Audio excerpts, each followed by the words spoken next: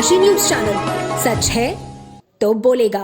वाराणसी के 80 डुमराव बाग कॉलोनी स्थित काशी सुमेरु पीठ में गोपाल चैतन्य ब्रह्मचारी को उनके शरीर पूर्ण होने के बाद पूरे विधि विधान से जल समाधि दी गई। इस अवसर पर पीठ द्वारा विशाल भंडारे का आयोजन किया गया, जिसमें ब्राह्मण गुरुजनों, गुरुकुल के छात्रों और स्थानीय नागरिकों ने प्रसाद ग्रहण किया।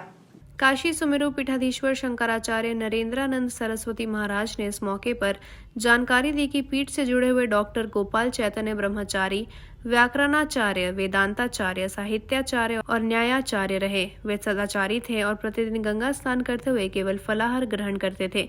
वे नैमिष में व्याकरण पढ़ाते थे और अपने जीवन को तप और साधना में बिताया था। महाराज ने बताया कि 22 फरवरी को उनके शरीर का पूर्ण होना हुआ और उसी दिन से उन्हें जल समाधि दी गई। उनके अद्भुत ज्ञान और साधना को सम्मानित करते हुए ये भंडारा आयोजित किया गया था।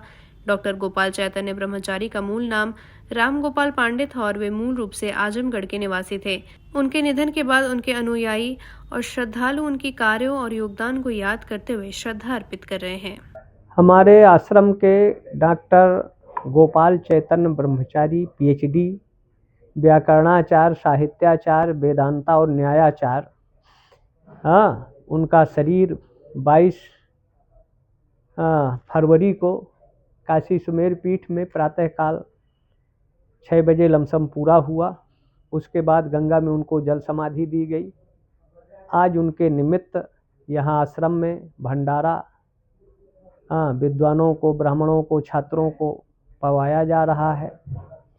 और गोपाल जी का जीवन पूरा ब्रह्मचर्य का जीवन था, स्वाध्याय का था, विरक्त थे, त्यागी थे। गंगा स्नान करते थे, वो भोजन नहीं करते थे, फलाहार ही करते थे। और लगभग 66 वर्ष की अवस्था में उन्होंने अपना शरीर पूरा किया। उपासना के क्षेत्र में भगवती दुर्गा का उनका रुद्राष्टाध्यायी और शारदा तिलक, शाक्त प्रमोद जैसे ग्रंथों पर उनका गति थी, ज्ञान था।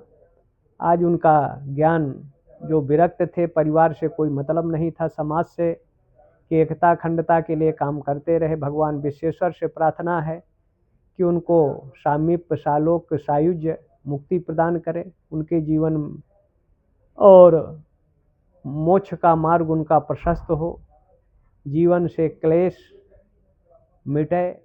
पूर्वांचल की खबरों से जुड़े रहने के लिए आज ही सब्सक्राइब करें हमारा YouTube चैनल डनकाशी। और हाँ, लेटेस्ट अपडेट्स के लिए बेल आइकन को प्रेस करना ना भूलें। और आपके पास है कोई जानकारी या है कोई सूचना तो हमारे दिए गए नंबर पर आप हमसे संपर्क कर सकते हैं।